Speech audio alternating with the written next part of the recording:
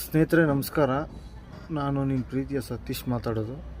ಸ್ನೇಹಿತರೆ, ವಿಷಯ ಏನಪ್ಪ ಅಂದರೆ, ಪ್ರೀತಿ ಅನ್ನೋ 2 ಅಕ್ಷರದಲ್ಲಿರುವಂಥ ಸುಖ, ಮೋಸ ಅನ್ನೋ 2 ಅಕ್ಷರದಲ್ಲಿಲ್ಲ ಸ್ನೇಹಿತರೆ.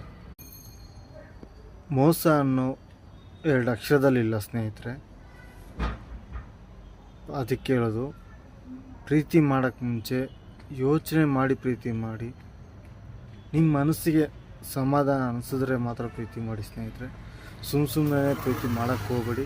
ಲೇಡೀಸ್ ಆಗ್ಬೋದು, ಹೆಂಗಸ್ರಾಗ್ಬೋದು, ಗಂಡಸರಾಗ್ಬೋದು, ಯೋಚನೆ ಮಾಡಿ ಪ್ರೀತಿ ಮಾಡಿ.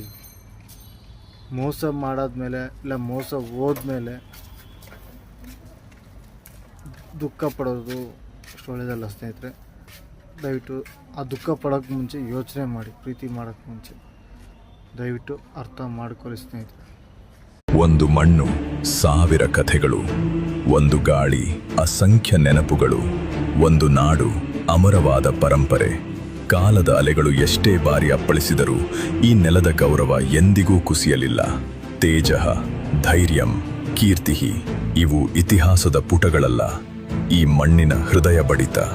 ಇಂದು ನಾವು ನಿಂತಿರುವುದು ಒಂದು ಭೂಮಿಯ ಮೇಲೆ ಅಲ್ಲ, 1000 ವರ್ಷಗಳ ವೈಭವದ ಮೇಲೆ.